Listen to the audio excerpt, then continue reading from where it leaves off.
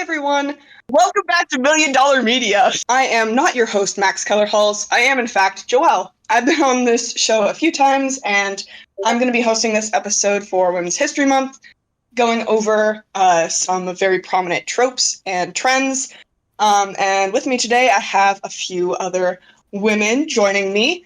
My name is Amanda. I've never been on this show before. Hi, I'm Willow. I was on here once. Hey. Hi, I'm Emily. I've been on here a whole bunch of times, probably an almost equal number of times to Joelle. I'm here as well. Hi. Oh, yeah.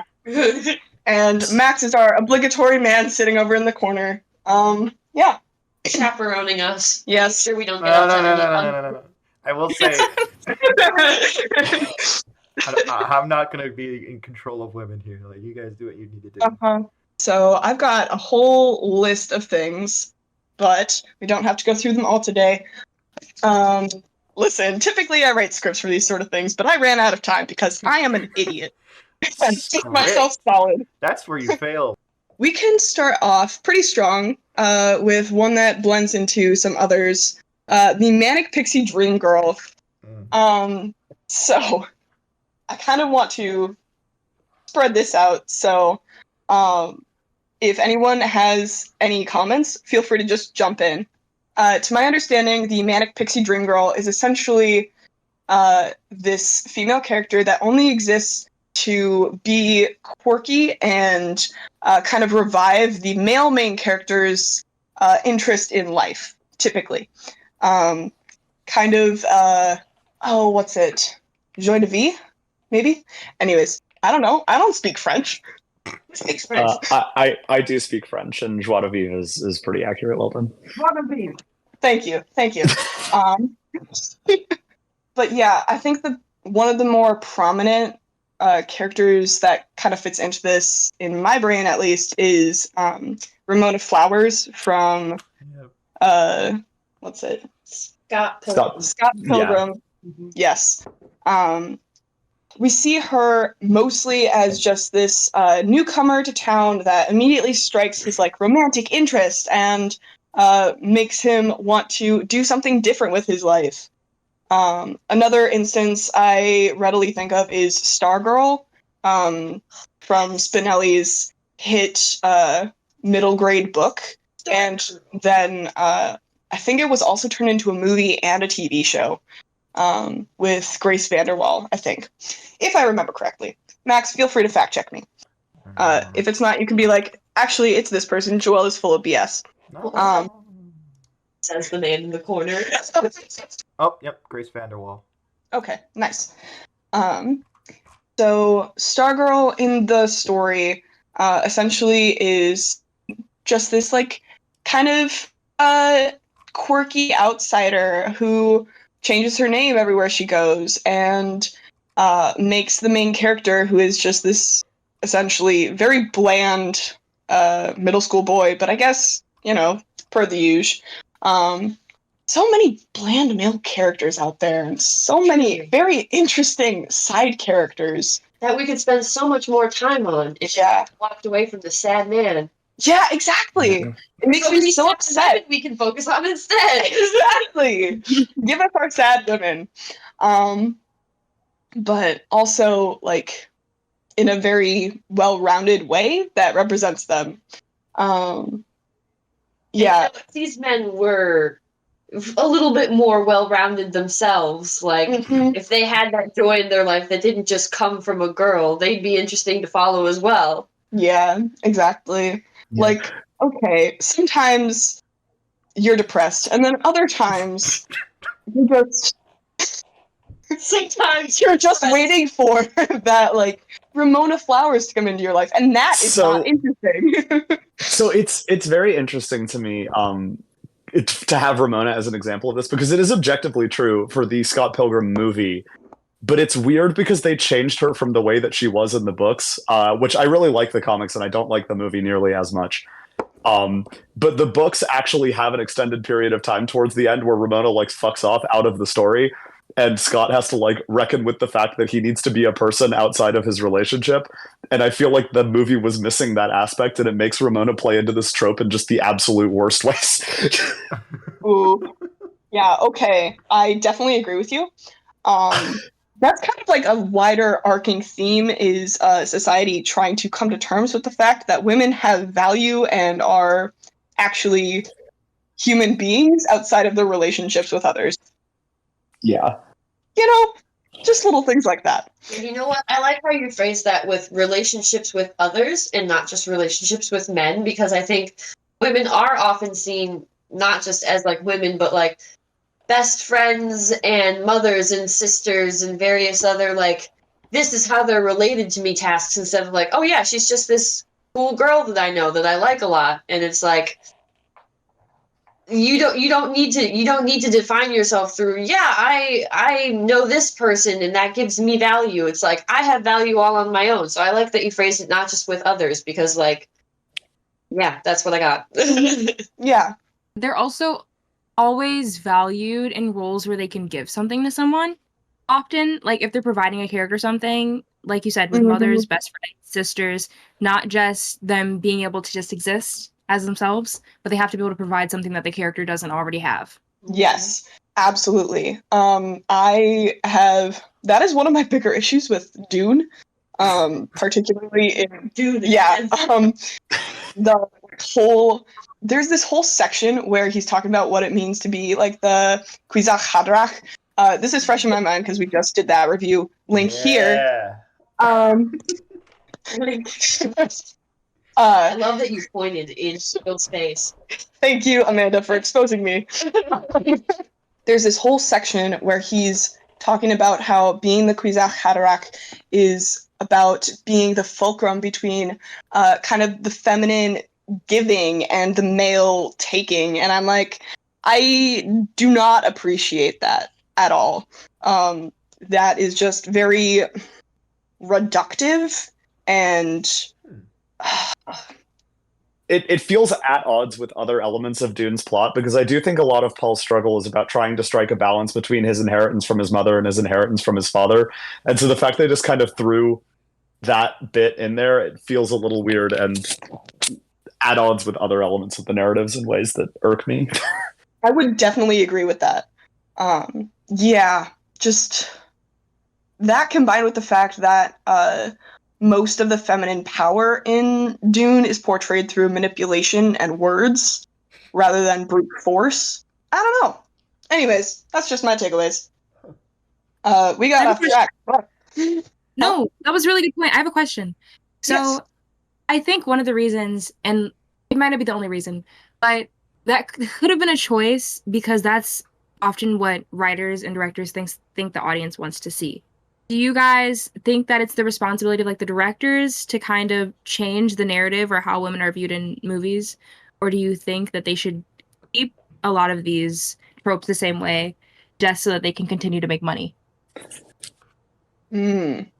I don't necessarily think that it's like that everyone needs to set out to change the world with their creative piece, but I think like if you want to create a story that's like manic pixie dream girl or like any other of these tropes that we're going to be talking about, and like they're included in there, like yeah, that could be something to deconstruct. That could also just be like something that you do, and like it's just a fun little project you're doing. I think these multi-billion-dollar franchises, I think they have limits on them that are then placed on the artists within them. I think they should be challenging more of these norms that we have in society, but I don't think that it's necessarily their job. It's everyone's job to kind of question it within themselves and call it out when they see it, I think. I agree. I would agree with that. I do think that in the end, the critical thinking comes down to the audience. Mm-hmm. The movie can't do the thinking for you. Like it can lead you to somewhere and it can show you these tropes, but that doesn't necessarily dictate how you feel about it or why you feel the way you feel. Like you might dislike something that it's doing because of something harmful that you learned, or you might start to pick up on something that you really liked being like a trope from before. But yeah. Mm-hmm. Definitely. So something that I have kind of varied views about kind of a mixed bag, is The Handmaid's Tale. I personally really like the main character because she feels kind of specifically unlikable, or she does all these things in the name of being free of this and fighting back because it's what's right. At least in the show. I have yet to read the book because I'm an awful human being. Actually, that's not true. It's because my TBR is too long. Amanda is nodding because she's proud of me. Amanda's Not very proud. Yeah, I really appreciated that, and I can't remember where I saw it, but there was a post I saw online about how someone was talking with their mom about The Handmaid's Tale, and their mom made a comment about how the main actress in The Handmaid's Tale is ugly. And I just, don't accept that. I think that she's beautiful. Her performance is just above reducing her to whether or not she's pretty.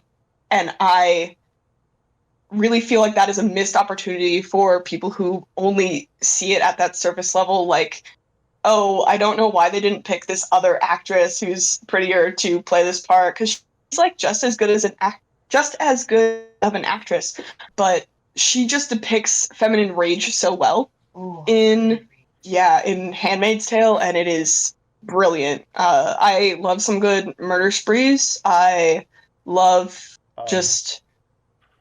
sorry, what? No, just. I love some good fracturing of a character in such a way that it results in a very drastic change.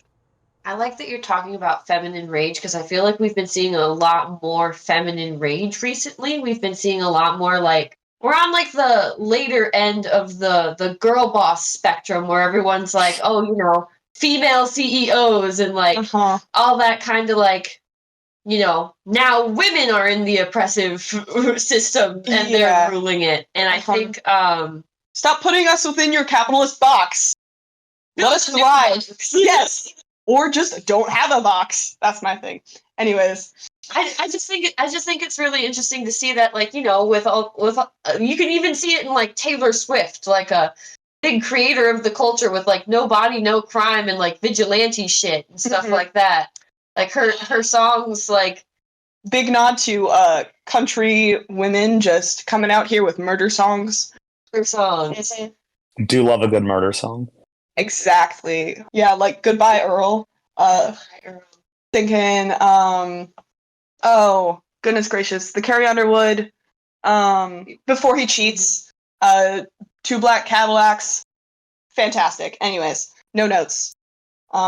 We love it becoming more prominent in actual visual media, I suppose.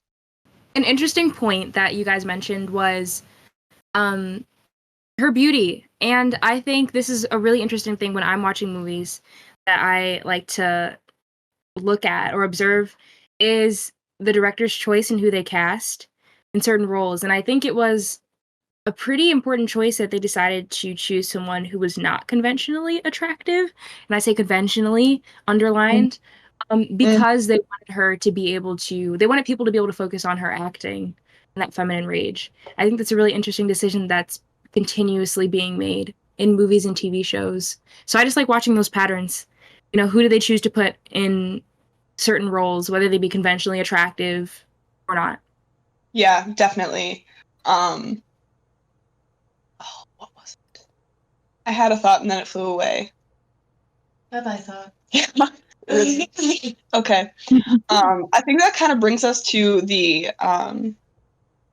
trope of the in air parentheses, not air parentheses, air quotes, strong female character, like the not fleshed out kind, like just there in the action movie because she's a woman and she happens to also know how to shoot a gun. That's crazy. She punch good. She punch good, like Black Widow I hate these in movies. the Avengers. Absolutely Sometimes. horrible. Sometimes I love Black Widow, and Are we specifically yes, she does get talking more. about the first Avengers movie and Iron Man 2? Okay, then Yeah. then I agree. Yeah. Or even like Captain Marvel, like those movies have been really bad recently. Because they don't give these women any depth Like, they don't give them any faults. They just make That's them fair. powerful, amazing superhero. She can do anything because she's a woman. Like, it seems unrealistic, and I feel like that's what makes people a bit turned off when they see the recent Marvel movies with women leads. It's very pandery. Yes, definitely.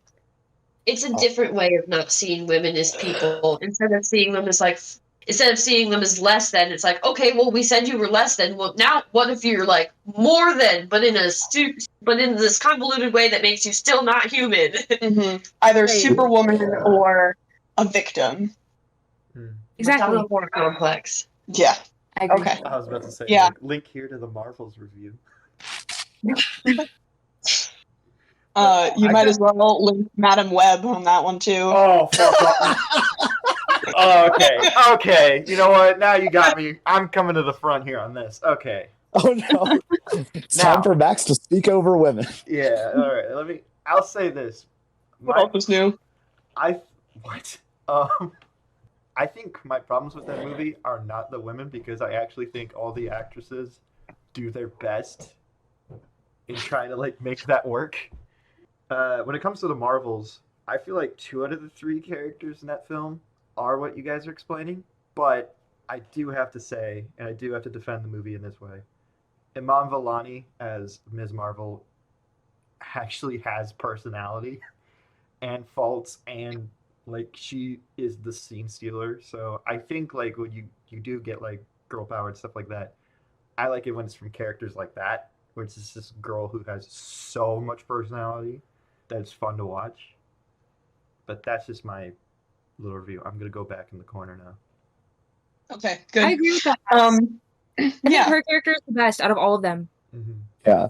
And like on that front, to give Marvel some credit, Kate Bishop in the newer Hawkeye stuff has been really, really fun to watch. Partially just because I really like Haley Steinfeld and think she's a good actress, but Here. yeah.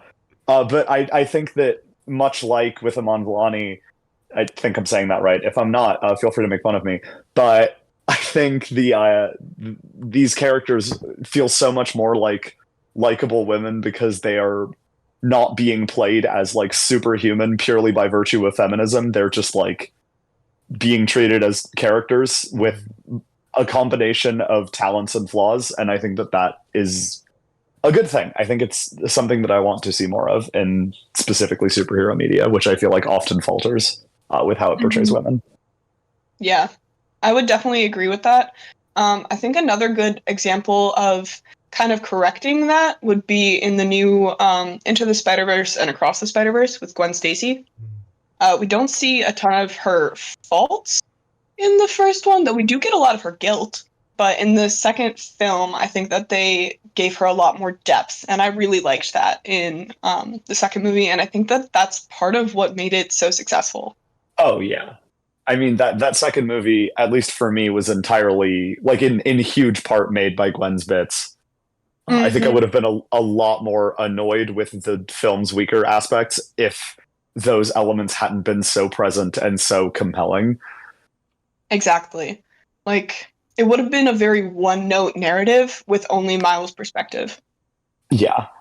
Any final thoughts, Willow, Amanda?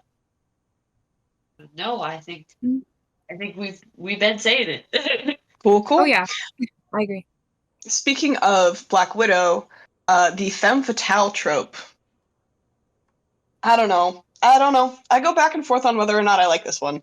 It really What is it? depends on the media. So the femme fatale is kind of this woman who is supposed to be seen as kind of implied promiscuous way. And you know that she can kill someone and probably has. Like, let's see. Like Catwoman? Yes, exactly, like Catwoman. Catwoman is a femme fatale. Black Widow is a femme fatale. I don't know whether I would classify She-Go as a femme fatale. Would you say that femme fatales are more shown to be like implied promiscuous or just seductive? Definitely seductive. But I guess that is a better word. Can I ask So a I will question? retract my yes. Okay, so if we're gonna go with Shigo as a femme fatale, is it just because like they're quote unquote like conventionally attractive that makes them danger? Because I feel like you could still be like conventionally attractive, but that doesn't make you dangerous. I feel like I it's the guess- difference between being hot and being seductive. And, Yeah. like, Yeah, I So- was gonna say, I feel like a lot of the way that Shigo specifically is framed comes from the show itself Mhm. being horny rather than any aspect of her own character. The Disney show. That's fair, and that was why I was kind of like hesitating to classify Shigo as a femme fatale, but Yes. that's okay. Sorry. I did look up the definition for you, Max. Oh, thank you. According to Oxford Languages, an attractive and seductive woman, especially one who is likely to cause distress or disaster to a man who becomes involved with her. So, All right.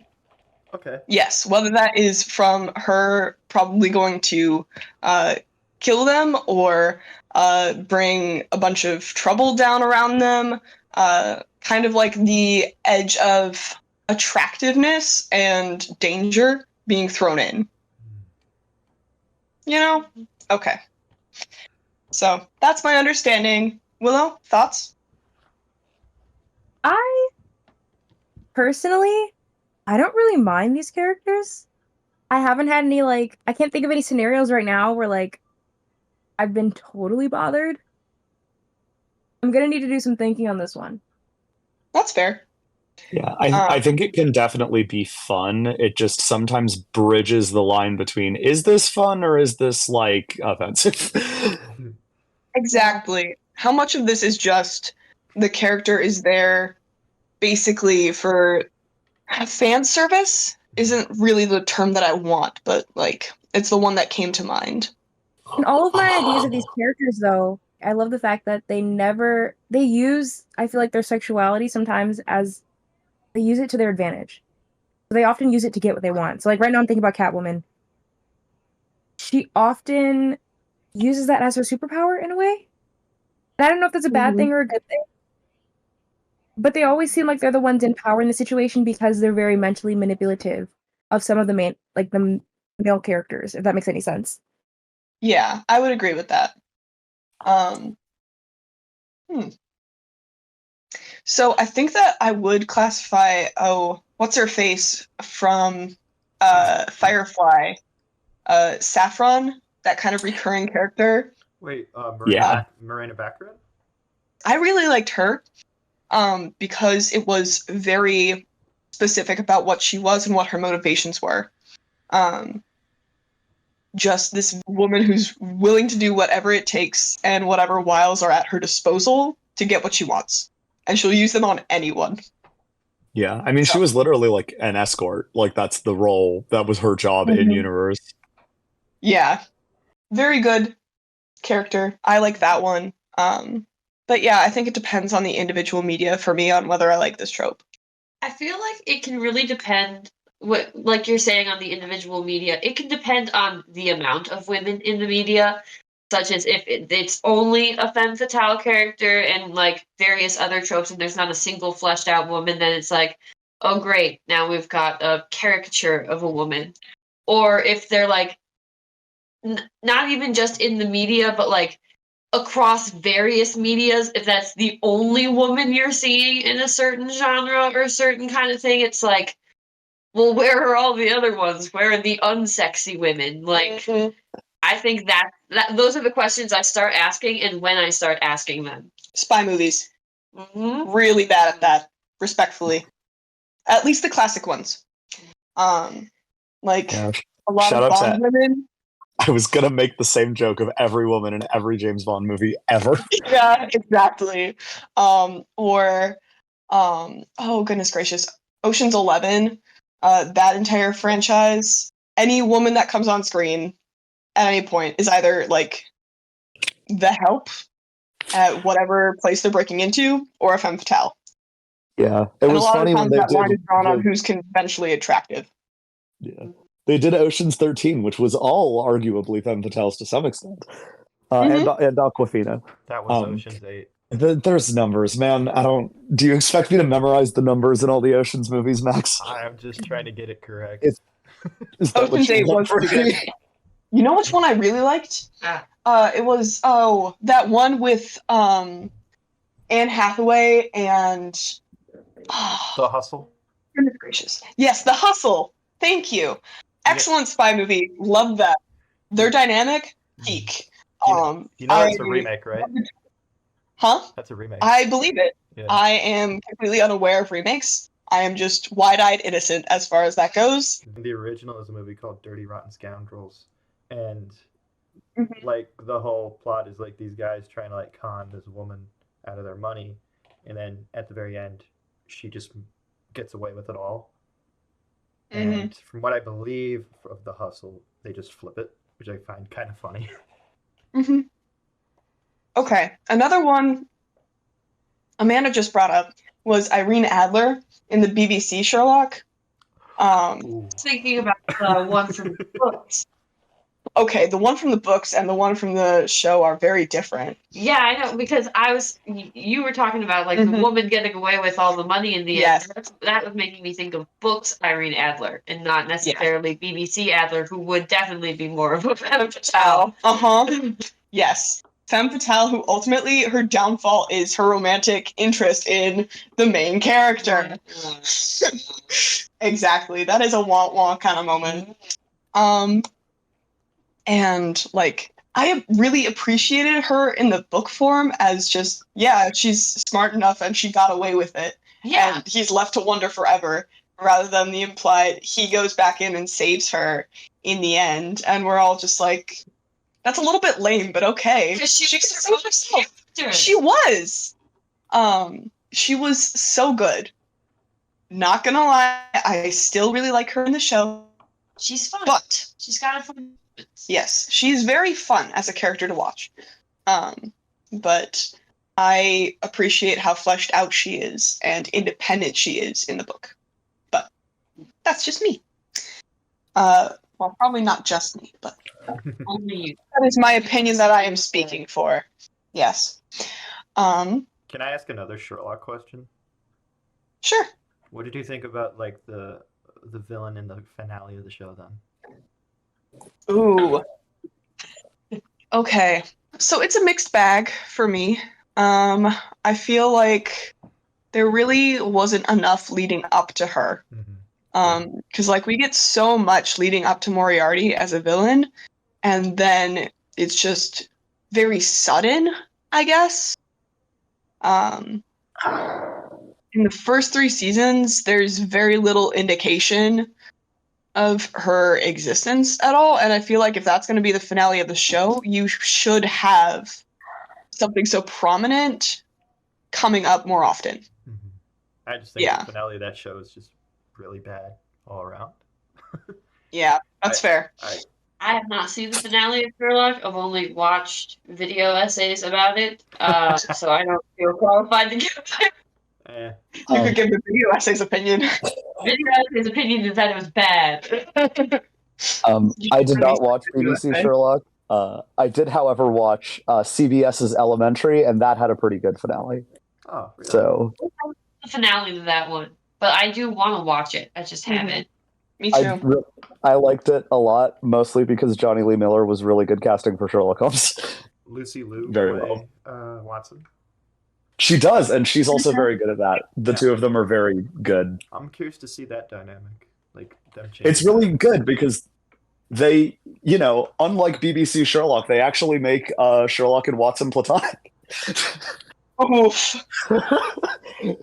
But yes, it's fun because that dynamic is never super made out to be romantic or sexual, and I feel like when you're recasting Watson as a woman, happier writers would have gone in that direction pretty much immediately. And I enjoyed seeing in like a long-running television show a sort of platonic dynamic between a man and a woman be the center point, because I feel like you don't see that super often. At least for any extended period of time. I think Shang-Chi. Yeah. It's not a TV show, but it's a movie that was just like, no, these two are just friends. Honor Among Thieves. Oh, that's right. Yeah. Uh-huh. I could, That was also a really good example. that's a better example. Yeah. Mm-hmm. But I did like Shang-Chi and how they handled it. Mm-hmm. Like the parents just being like, why don't you guys just get married? And they're like, ew, gross. Yeah. It's like, Disgusting. oh no. Yeah, I was just curious about the Sherlock thing because I was just like, well, it is women's history, and the main villain at the end of that is A woman. a Yeah. woman. So I was like curious because You want a good woman villain? Where's Yzma? yes. I love Yzma. Oh, she's the best. Such a good villain. So dramatic and absolutely villainous in such a cartoony way, and it's brilliant. Mhm. It fits the narrative. She is just the right amount of dislikable, you know? Eartha Kitt is so fucking good at her Yes. as her. I love Eartha Kitt, man. Like Eartha Kitt is very good. wow. Yes. I think she was like one of the first. I think she is the first Catwoman to be portrayed as black, and that really set the stage for like other actresses to like. Well, you got Halle Berry, then you got Zoe Kravitz take up the role. Mm-hmm.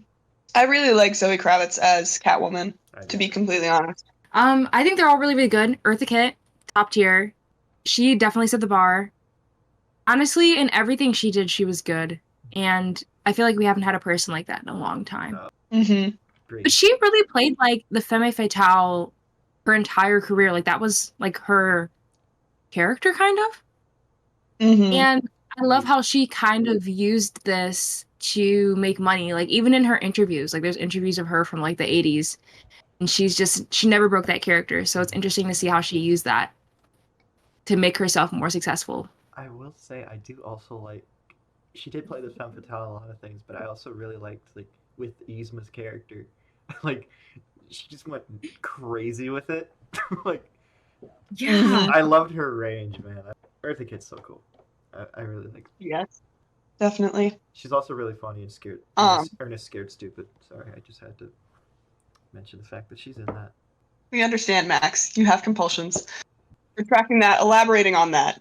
You feel the need to like throw out, or seem to feel the need to throw out other things that actors are in and be like, oh yeah, that was really good. And I appreciate that you see the good in actors and want to point out where they were really successful. Well, yeah, I mean, most of the time the reason why movies are bad is not because of the actors. If it ever is because of the actors, it's because the actors are just clearly not trying. And ironically, the one that really goes to my mind is a woman, and it's in a popular franchise recently. It's Jennifer Lawrence in the X-Men movies. Yeah. Which is interesting because she famously hated playing that role for a while. That's what I'm saying. Like she hated, like you can tell that she hated it, and that kind of was one of the reasons why the movie didn't really like doesn't work because like one of your main components does not enjoy being there. She gets more into it in the later movies when they changed the way that they were doing the costume, because I think if I recall correctly, that was the thing that was making her most uncomfortable with the character. Yeah. And as of First Class, I think they stopped doing that. No. What came first? Was it X-Men, and then like was the Hunger Games kind of intertwined the same time as X-Men? So okay. She's like the first role, like the time she plays Mystique, Jennifer Lawrence. That's all I'm saying here, because Rebecca Romijn played Mystique in the first 3 X-Men and did a really good job. She really committed to the blue paint and everything. Right. And then in First Class, we get a younger Mystique, and she's played by Jennifer Lawrence in one of her earlier mainstream roles. I think this was after Winter's Bone as well, which is, by the way, it's a really good movie. And with that, like, you can actually see her, she's actually trying, and most of the time she's in her quote-unquote human form, or at least a human disguise. I know she's mutant, but...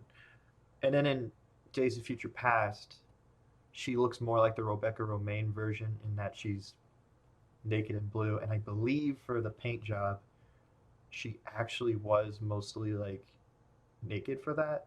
So it's a lot of like patchwork. That is what I was remembering. Was that movie she was really PO'd about for good reason, and the whole Bryan Singer being a director, kind of, you know.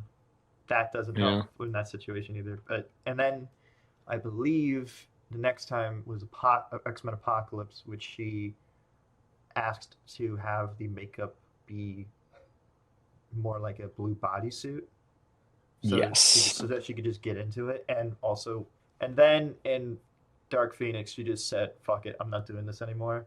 And she just says, just paint my skin light blue and have little dots, and that's it. You can like really see the downgrade in the makeup as the movies go along. And you could tell that she was just like, I don't want to be here anymore. Kill me off. Just get me out of here. I'll take the paycheck. I'm out. But that's the only time I could actually look at an actress and go, yeah, I feel like you're not trying. And it's kind of making the movie not good. Speaking of superhero movies and killing people off, let's talk about fridging. Oh, yes. I'm going to stay back for this. So fridging, the term originates from I think it was a blog called Women in Fridges, but it's essentially the practice in media of killing off women specifically to further like male character development or male suffering or what have you. Generally using women like disposable tools of development for quote unquote more important male characters. Which I believe the term, and I cannot for the life of me remember what movie this happens in, but there is a movie where a man finds his girlfriend dead in his refrigerator, which is where the name of the blog and the term comes from. I will look up what movie this is quickly while discussion begins. Yeah, I thought it was a comic. Maybe it's a comic. Yeah, An Incident in Green Lantern, Volume 3, number 54, written and published in 1994 by Ron Mars. Title hero Kyle Rayner comes home to his apartment to find that the villain killed his girlfriend and stuffed her into a fridge. Yes. Okay. I So it found was the a comic. Yes. Not a movie, but the actual important points of the explanation were right, and I'll stand by that. Mm-hmm. You were correct on, like, spot on. There was an article about women in refrigerators, and that's what the wiki article is called. Yeah. But yes, that whole trope and the idea of disproportionate harm caused to a female character for a male character's development is just very frustrating and dehumanizing in way too many origin stories. Another one being like Supernatural. The Yeah, amount of women fridged in that show. yeah. Yeah. Right from the get-go. The mom and then the girlfriend, both on fire on the ceiling for no reason. Fridged in the same freaking way. Yeah. Same way, just to get one specific male character to do what the plot needed. I don't know. I didn't like that as a start, but, you know, there are lots of Supernatural fans out there that will be like, well, this is why it needed to happen. And I'm like, okay, but also, can you see what's happening? That's all I'm saying. That is absolutely insane. I did not even know this was a thing. Wow. So I have a question. I always refer things back to anime. For those of you who have seen Attack on Titan, Aaron's mother dying the first episode, would that be an example of fridging? Like, what constitutes it as fridging? Is it just a woman suffering and dying? It's usually specifically a woman suffering and dying for the sole or largely for the purpose of a male character developing or suffering because that person is suffering. So I guess in that instance, because of how that plays into Aaron's stuff to some extent, yeah, that would be. The exploitation of fictional women for the progression of male characters. Yeah, essentially. It's generally also like they don't have a chance to be a character of their own. Like there's a difference between having like a female character who dies and then fridging a female character. Like if they have a chance to like develop their character and like become someone and have a little bit of an arc and their death affects everyone, or like we get to see like her emotions leading up into this suffering. Like if we focus more, if there's any focus at all on her, it's much less likely to be fridging and like her feelings and how she affects everyone other than the men. But like if it's just for men and it's just affecting the men's character instead of like impacting the woman's character at all. That's kind of what I'm thinking when I'm thinking of a fridged woman. Yeah, so an example of what wouldn't be fridging in my book would be Mira Jane and Elfman's sister in Fairy Tale, because it wasn't specifically for Elfman to grow as a character and know that he has to become stronger. It was also this devastating effect on Mira Jane and everyone else in the guild, including like Natsu, because she had her own character and this effect on the world around her. I feel like this is one of the main tropes that would hopefully be seen as something that's like obviously bad by modern day directors or writers. Maybe not, but it can be pretty traumatic too. I mean, like you guys mentioned Supernatural, that's kind of recent. Mm-hmm. I just looked up a list and I just saw a couple movies that was like really recent, and I was just like, oh yeah. And we also talked about a movie that you can kind of think is fridging, and that be Shang-Chi, the mom. That gives me a gross feeling. It kind of makes me think also of the trope of the sexy lamp. Like if a woman could just be replaced with a sexy lamp, and if you could, and it's making me also think of like John Wick's dog. Like if you could replace that character with John Wick's dog and have the same effect, it's probably close to fridging. Like Yeah. That's a warning sign. That's a really good metric, actually. That's really funny. I never thought of it like that. is this character basically John Wick's dog? Yes. Wow. That is probably fridging. That's hilarious. So, but yeah. I don't think this trope's gonna go away anytime soon, because it also can be disguised pretty easily. Yeah, and a lot of people just don't think about it. I also It's think, like it's a jolt for characterization. It really like a jump start. yeah, but like one of like the big like themes in a lot of media and stuff, and a lot of stories that a lot of people love, is this idea of revenge. And I just think like the revenge subgenre of anything really just uses that trope a lot, and sometimes it can be done well. Like the film Mandy, I really like. It is a fridging movie, and it doesn't shy away from, yeah, that's the plot of this movie, but there's so many other things going on, and you kind of believe the relationship between the two main characters. So when that does happen, it's more heartbreaking. And Which movie? so Andy? I guess my next question would be like, is this more a problem when it's the character is so one note that it could just be replaced by John Wick's dog? Or sometimes if you actually give them a character, it makes it a little bit more like devastating and actually works for the story? Case in point, the one I go to that's like, I mean, it is fridging in the classic sense of the word, is Gwen Stacy. The original Gwen Stacy, like from the main comics before she became Spider-Gwen. I think it also depends on the method of death. Like especially if like the character gets killed off like off screen or in a really undignified, quick way, like that's also a good sign of fridging. But I think we were talking about like the less one note they are, the less likely it is to feel just like a quick trope write off. Mm-hmm. Yeah. Okay.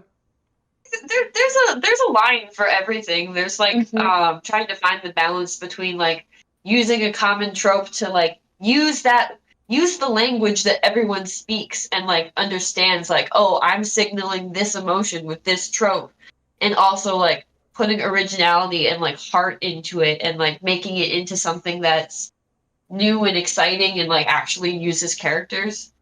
I think that a lot of the difference lies in whether or not that character has a chance to be their own person. Yeah. Yeah. Yeah. Which, to be clear, female characters in media who have the chance to be their own character can still be killed off in the name of male development, and it burns even more when that happens. But it's not the same thing. Yeah. Supernatural! Yeah. I feel like girls being killed off. Let's talk about the girls that aren't. Final girls in horror movies. Ooh, good segue. Yeah. Good segue. That was Joelle. a fire segue. I was impressed. Good So I go back and forth on Final Girls in general. Sometimes I think that, yeah, it makes sense for this character to have survived this. Maybe they're just lucky, but maybe they actually have the smarts and the resourcefulness to make it through this. But it really depends on the actual movie and the character and obviously the actress and how well it's portrayed, I guess. It's interesting because a lot of historically Scream Queens, or I guess Scream Queens and Final Girls, were kind of rooted in the idea of they were the more like, I'm going to use the term virginal because I think it's the most accurate for what I'm going for, but like women who were kind of absolved of any sort of sexual associations or whatever, who were seen as pure, were the ones to survive, whereas the more promiscuous women were sort of inherently fated to die. Exactly. I think is an interesting thing. This comes up in the movie Scream. They have a conversation about it actually. But which is funny. Scream's a good movie. I will take out any opportunity to shout out the original Scream. But it is interesting because as much as in a lot of modern horror, Final Girls and that kind of thing tries to go for a little bit more like empowerment, feminism-y sort of area, which is definitely a good thing. Like the origin of the trope is definitely a little less than stellar in some ways. Yeah, I would definitely agree with you. There is a certain kind of implied innocence to the women that survive. Yeah, exactly. Yeah.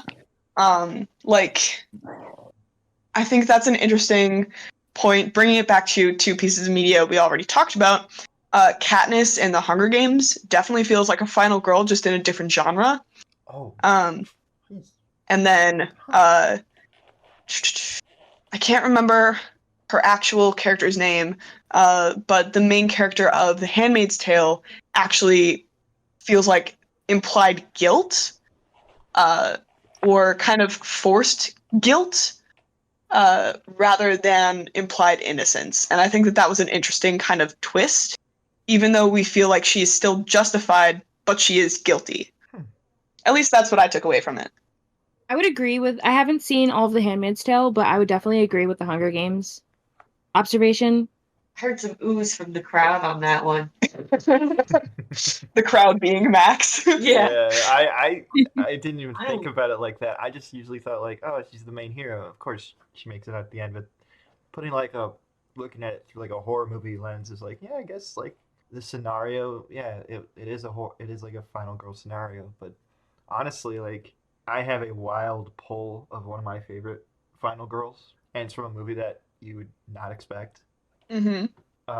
And I'm really curious to know if Emily has seen this movie. Oh boy. It's a movie called Zombievers. Zombievers? Yes.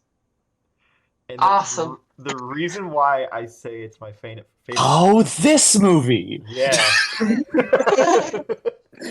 I'm familiar. Yeah. The reason why I really like this movie is because like it sets up a main character that's the traditional like innocent blonde like final girl kind of style, and you follow her throughout the most of the thing.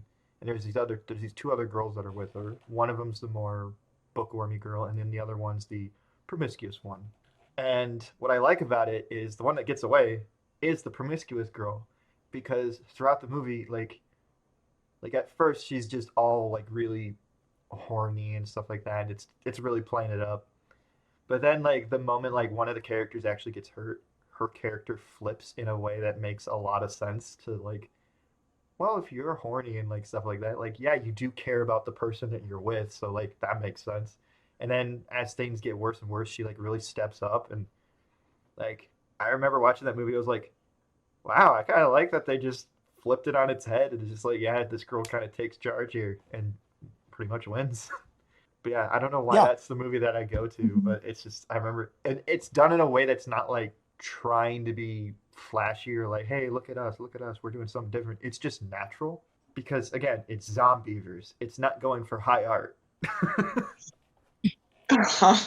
It's the thing that makes me remember the movie in a lot of ways. That and the fact that the beavers are all puppets. So wait, what? So movie night? Movie night. And to be fair, I haven't watched the film in a while, so I could be way off about all this stuff. But that's just what I remember. But the beavers are I'm looking it up right now. The beavers are all like either puppets or animatronics, but they're all practical, and it's really funny. Again, not high art by any sense of the word, but it is fun art. I mean, it got a 71% on Rotten Tomatoes. Really? Yeah. Oh man, well now yeah, I gotta watch the movie again. I really liked it. I had a lot of fun watching it. Oh boy. But Yeah, no, I kind of want to watch it now. Yeah, You'll all be damned. I hate this. Anyways. Emily or Willow, do you have a favorite final girl, or like one that you like? That one is this trope, but done really well. I mean, Sydney Prescott. Like this isn't an interesting answer because it's like a very Yeah. popular choice for best final girl, but she's just so good. She's such a likable, fundamentally fun character to follow through that movie, and her actual final girl bit at the very end is just so fucking kick-ass. Oh yeah. There's no other choice in my mind. I was gonna say the main character from Divergent. I don't remember her name. Chris? Yeah, and I don't know. Looking back at the movies, she's kind of insufferable. Like I don't know if I was rooting for her as much. She's a good example of a final Up girl. on my soapbox, but I could. Divergent almost killed dystopian, and I will fight everyone about it, but that's okay. Sorry, what were you saying about Triss? Yeah, I think she's a final girl. She's a good example of one. I don't know if I was rooting for her as much as I should have been, but I mean it works. I feel like a lot of the female characters in that era, including Katniss Everdeen, I can't think of any more off the top of my head, but they were really good examples of final girls. The girl from the Fifth Wave. Yeah. Beautiful. Leave beautiful Cassie out of that creatures. one. Beautiful creatures. The girl from the menu. Oh yeah. Yeah. She's real good. Yeah. Oh, I fucking love that movie. Maybe that's another answer. Yeah, that's good. That's a good one. Yeah. Well, Anya Taylor-Joy all around, man. Anya Taylor-Joy is very good. Yeah. Do we count her character from The Witch as a final girl? I personally don't because that movie's not in the same kind of wavelength. But if we're counting her, then sure. I mean, In the most bare bones sense, in that she is a female character who is the solo survivor of a horror movie. yeah, I guess you can. But There. It's a different situation, but I think by like bare technicality. you know what? I will say yes because it's so funny to say that she is. So a lot of final girls feel very kind of approachable, very similar to the other trope of the girl next door, who also has this kind of implied innocence, but is a very different genre of movie, with typically lower stakes and kind of it goes back and forth on whether or not you're supposed to see her as a love interest or not. I typically think of the girl from Sky High. I can't remember which that is who I think of. Not Danielle Panabaker. Um, That's the actress's name. yeah. Yeah, Okay. she's on The Flash. That's why I know her name. Yeah. No, I do remember that. I really like her actually. I do too. But Wait, also I no, just remembered she's in a Friday the 13th movie. oh wow, it's a better transition than I expected. Yeah, I'm like, wait a minute. But yeah, I typically like these characters when they aren't purely defined about their crush on the male main character. And that's just bringing it back to my point on like we shouldn't be defining female characters on how they relate to other characters. I think a lot of these tropes fall into like if they're just the one note archetype, that's when you can really see it. But like if you give their character more than just that too, they're interesting at that point. Yeah. It's all about seeing women as people. Crazy. Who would have thought? I wouldn't. Such novel revelations. Max, be careful. But I do have a question because like there is one girl next door kind of character that I want to get your guys' opinion on because there's multiple interpretations of it. What are your thoughts on Mary Jane Watson? Or just Mary MJ and Mary Jane, whatever you want to call it? tough character to make a judgment call on because there are like a billion different versions of her. That's what I'm saying. Like, Yeah. I feel like it's one of those characters that is just like can do Mary Jane very well. Like I think the one that I go to moments we see them in is the Spider-Verse movies. Like I like that version, and I like the interpretation in the video game, the recent like PS4. I was gonna shout out MJ in the recent games was very good. I liked. There's a bit where she kind of gets to go the fuck off on Peter. Oh yeah, and it's pretty great. It is so good. Like I wasn't a big fan of her in the first game because I hated her missions because like they're really shitty stealth sections in the game. But she pops off in the second game, and I really like her character in the second game. They improved her autonomy tenfold by just giving her a gun. Big shift in characterization. I love that. Can I get that on a t-shirt, actually, please? Oh my God. Yes. Damn it, that's so true. Uh-huh. Why did Yesterday become such a more interesting character the moment you just like, oh yeah, she can actually affect the game? Yeah, well, it's not even just that. It's the fact that, like, you know, to kind of take this out of being a bit, but her being able to have a gun represents an extension of actual autonomy. Yeah. Whereas in the original game story, she just kind of shows up to like look at things and then be like, "Oh, Spider-Man should do something about this," and then she fucks off. Yeah, like. But now she's like, "Oh, I'm being attacked by like Venom symbiote things. I'm just gonna shoot them." Yeah. Like, why would I not do that? That was my favorite part of that game because I was like, "Oh my god, get a third-person Last of Us sequence." Yeah, I mean that last particular sequence in the tunnel is very Last of Us. So fun. I know, like we mostly talk about movies, but yeah, I just had to ask because, like, just Mary Jane in general is such like literally in the first Spider-Man movie, she is the girl next door. Yeah. I think okay. I was just gonna say, I think it's interesting how that trope has kind of been extended into the MCU's interpretation of MJ. Who feels like sort of a modernized take on the girl next door thing. I don't know how you guys feel about that, but it's like something. That MJ is a mix of the girl next door and the Manic Pixie Dream Girl. Interesting. Because she is so like alternative and I don't want to say punk, but just like or emo. I don't know what she is. I don't know what Zendaya was going for, but I like the interpretation because it does feel like I knew a lot more girls like that in high school and college for the most part than I did like the original Mary Jane. Yeah, definitely feels more like feels more like a real person. Mm-hmm. Yeah. Not to say like the original is bad. It is just from a different time. Like the "What's up, Tiger?" that kind of thing. Just you don't know that many girls like that now. Mm-hmm. Yeah. I greet all people that way. You do? Yeah. What's up, Tiger? Every day. Praise. You should start saying that to people in the drive-thru. I sure won't. So I was kind of brought into the character of Mary Jane through the kind of lesser-known novels by Judith O'Brien. And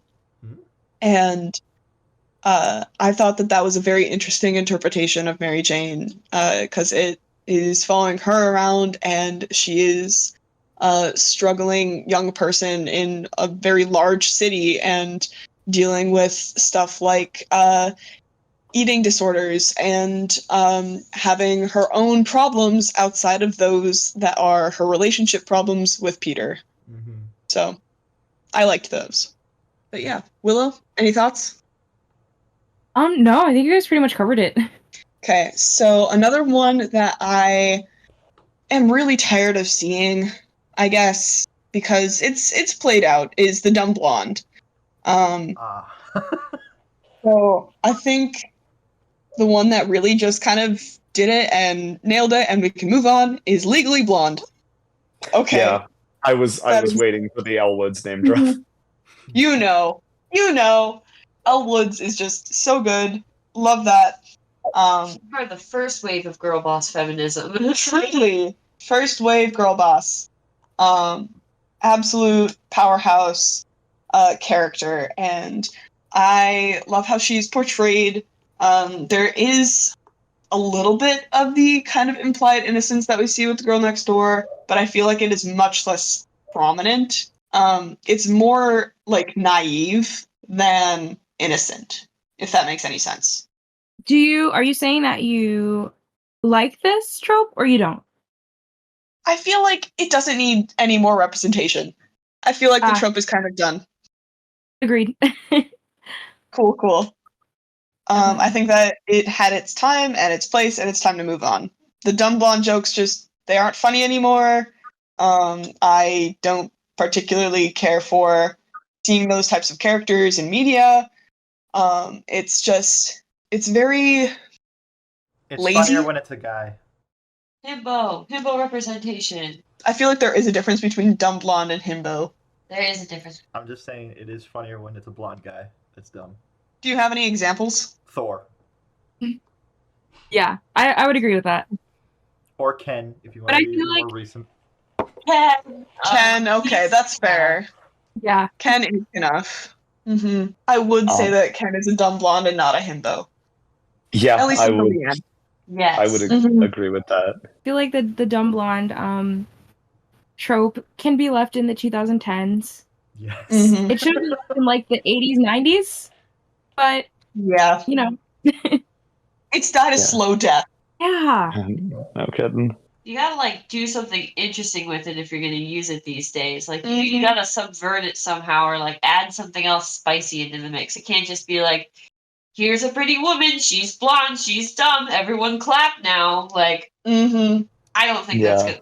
I remember the last time I heard a dumb blonde joke that anyone told in earnest. Actually, I think I know what it's morphed into. And I've noticed it just reminded me. It's morphed into the influencer girl. No! Oh, you know what?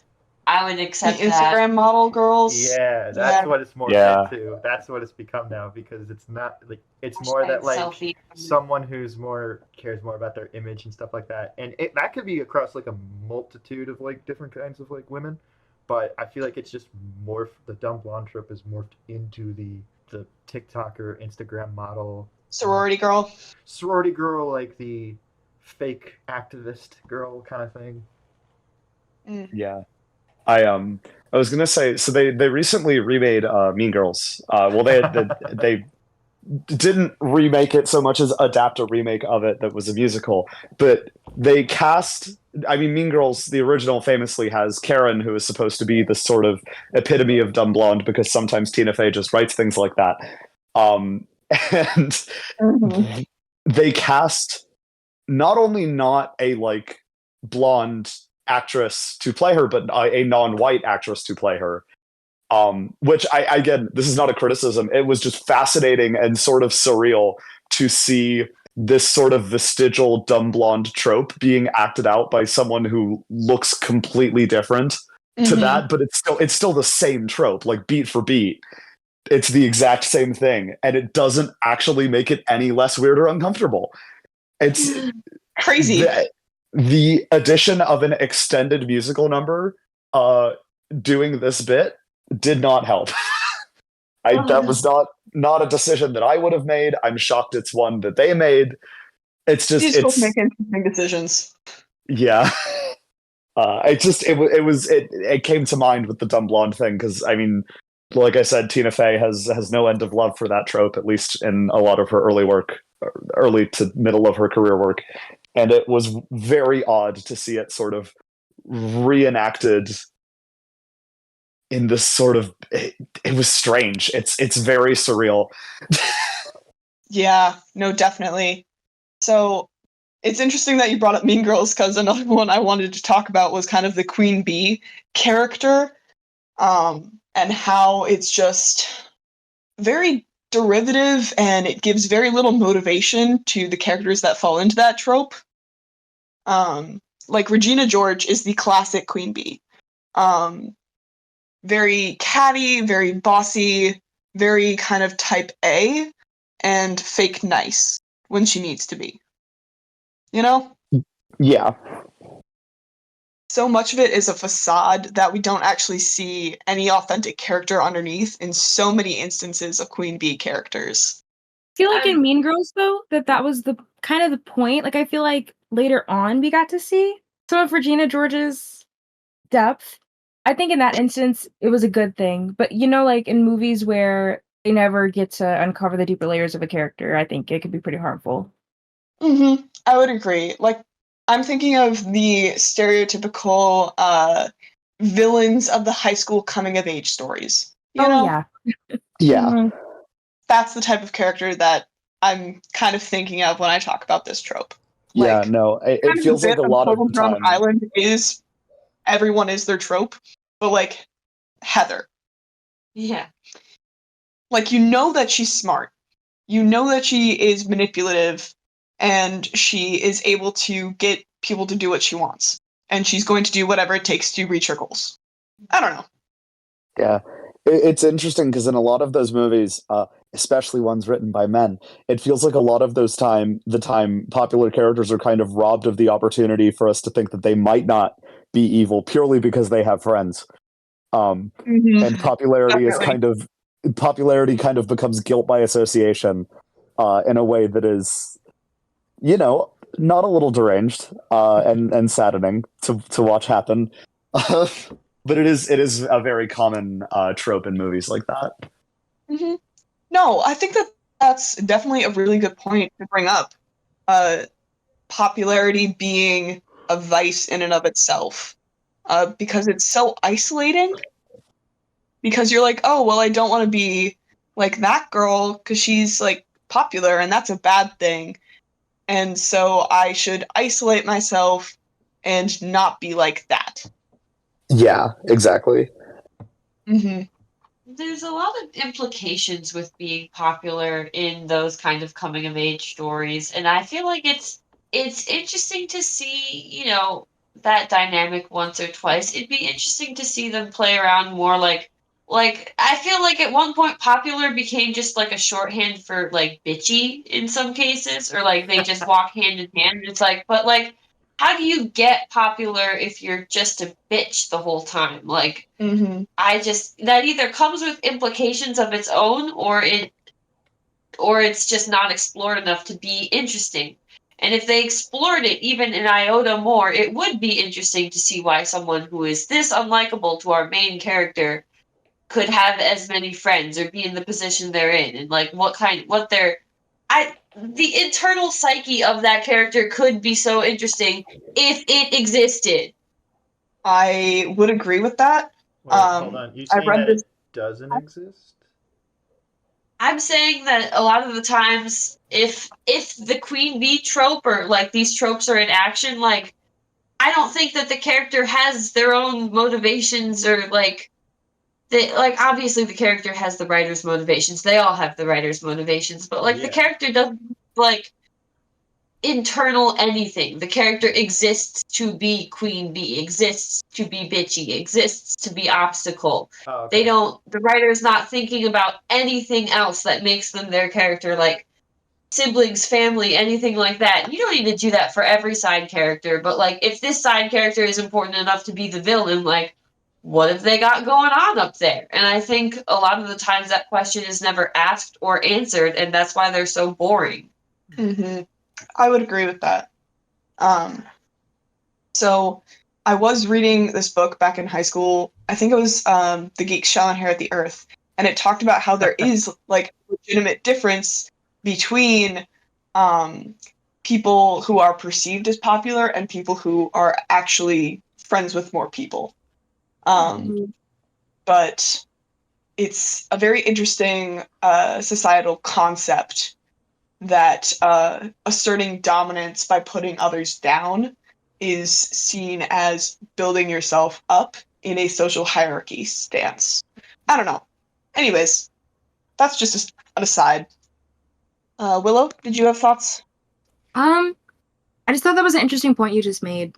I think it's really interesting to see how like the idea of popularity has changed within the past few decades even. Like we see movies, like especially within coming of age movies, like we see movies like from the 50s, and then up until now, how the tropes haven't really evolved as much, even though social life has evolved a lot. Mm-hmm. Like the way people communicate is totally not different, and the way that we see each other, especially like in a school setting, is totally not the same. But the tropes haven't changed, so it's like we need more creative writers.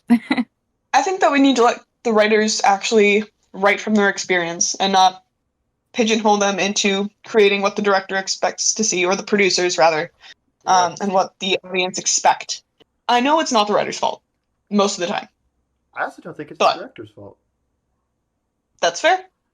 The producers put their money where they want to, right? Mm-hmm. Okay. Since we're talking about high schoolers, let's talk about the sexualization of minors. Oh man. Oh, hey, another thing that I can talk about Mean Girls for. Yeah. Yeah, honestly, Mean Girls does so much just to make assumptions about sexuality in high schools, but also, why are we sexualizing characters that are supposed to be underage for presumably mixed audience, including young children and adults? I'm kind of curious what your guys' like go-to answer to this is, because for me, it's always going to be Euphoria. Well, yes, The answer Euphoria is. An example of that. It's an example. Yes, okay. Yes, Euphoria is terrible. And you know, we've been talking about not blaming writers or directors necessarily. I feel like we can blame Sam Levinson for all of that horse shit. Oh, definitely. I mean, if there is one man in Hollywood that I just thoroughly fucking despise, and I will say, as a trans woman, some of Jules's stuff in Euphoria is good. Some of it is like kind of deeply offensive. I will never be super thrilled with trumpeting that you have like a trans feminine character and then having her be a essentially cis-passing person whose primary personality trait is that she's unstable and sexually promiscuous, and that just it feels very, very gross in a lot of ways that I don't respect, even though I like Hunter Schafer a lot. It icked the hell out of me. So yes, the fuck Euphoria. Anyways, Definitely.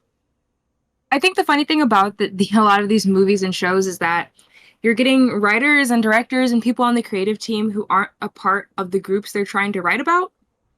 So you have grown white men writing about young high school students of various backgrounds, and it's like, what do you really know about this group? And I think they're trying to do the most to be relatable. So then we get over-sexualization or inaccurate representation, and that's really one of the largest issues. I don't understand why Hollywood can't understand they're doing these things wrong. Yeah. Louder for the people in the back. yeah. I just wish that they would actually, talk to people. Just maybe once or twice. And see, it's interesting because, again, sorry to keep bringing this back to Tina Fey, but I do have my issues with Tina Fey, even as someone who really likes some of her writing. And credit where it's due to her, she does try to engage with this on some level in later episodes of 30 Rock.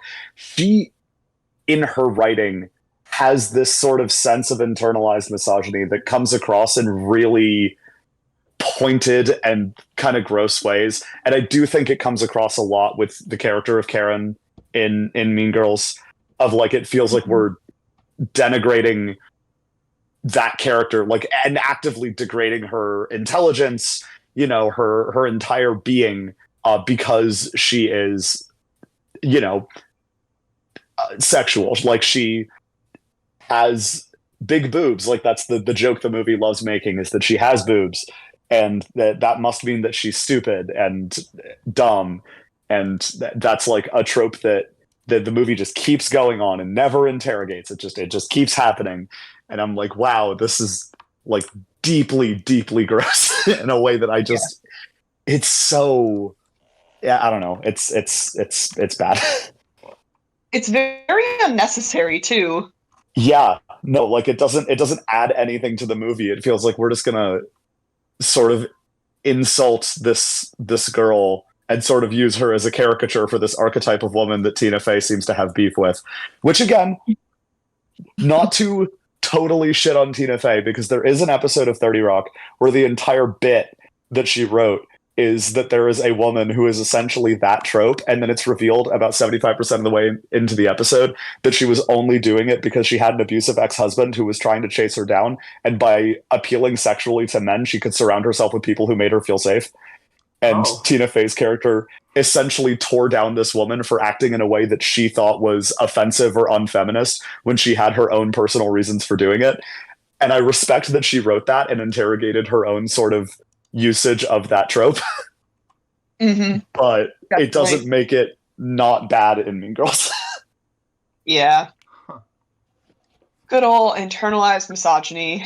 It's interesting how sexuality is so tied to, like, women. When women are portrayed as sexual, it's so often portrayed as like a bad thing or something to like point and shame them about, or to show that they're like less intelligent. And it's just interesting to observe that and see like men going out and like all the Bond girls, those are wins for Bond, but those are not necessarily wins for the Bond girls. We're not supposed to look at them and be like, look, they scored, that's great.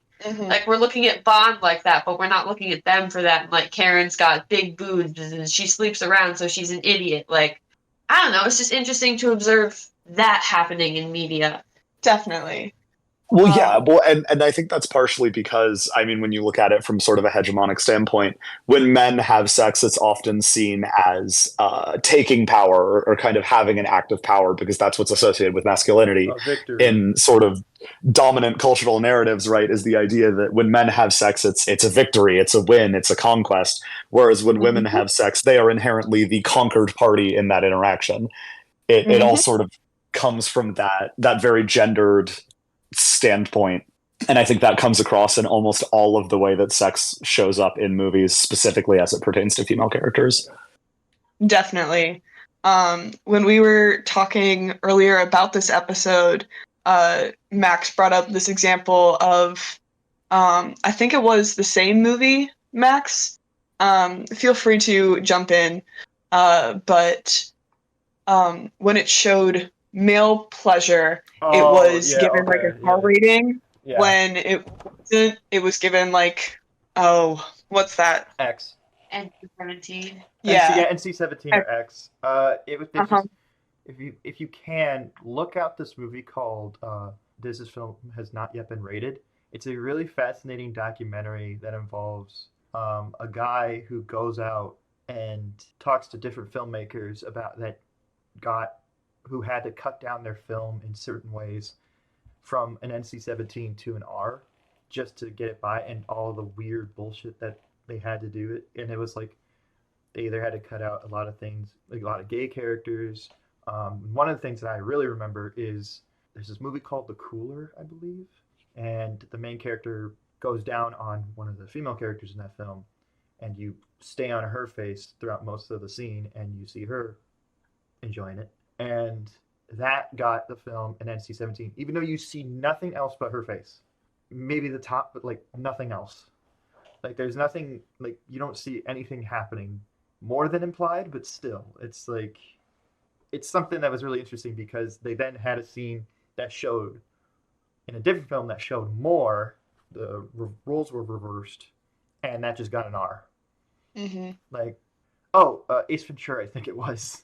The opening of Ace Ventura, that part. Yeah, I think they compared it to that and how that film just got an R, and it's fine. But yeah, thank you for letting me talk about that film. It's a really good film. This has not yet been rated. Yeah, no, I definitely feel like I've seen that on the shelf at the library, but yeah, no. Anyways, so another thing, Emily, you brought up mental health, talking about Euphoria. There's kind of this whole trope/trend of depression in women being attractive and a sexy trait. And I don't think that having a character's primary emotions being sad and horny is the most fleshed out idea. I don't know. Maybe that's just me. Definitely not. I am in agreement there. I am too. Like, Yeah, there's just so much more to characters than base emotions. You know? Yeah. I'll bring us back to the Ramona Flowers example from when we were talking about Manic Pixie Dream Girls, only because I think there's another important comparison between how Ramona is in the comics and how Ramona is in the films.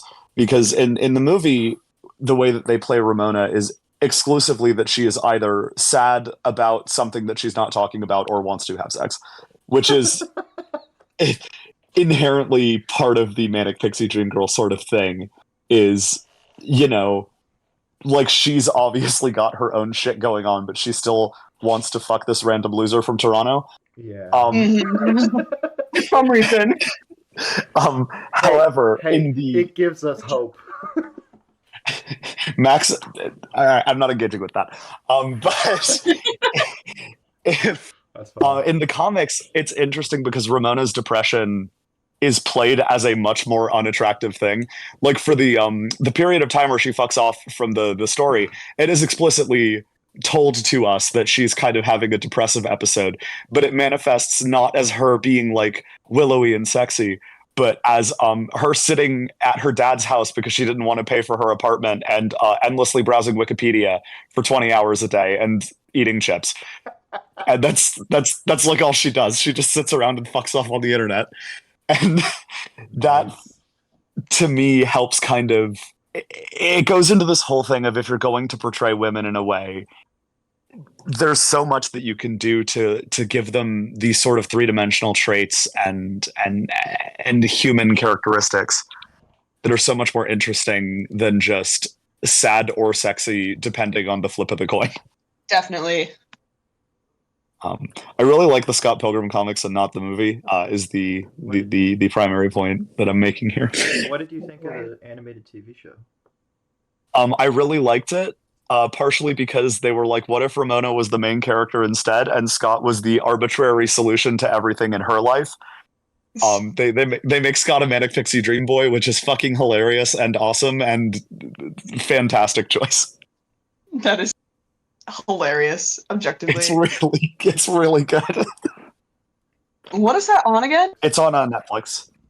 I'm gonna have to check that one out after this. They bring the whole cast back. Yeah, they do. It's all of the side characters who are not Scott get so much more to do in the show. And specifically, Aubrey Plaza's character gets to do a lot of really fun bits. Also, hearing Chris Evans in an anime is awesome. By God, it's fucking really funny.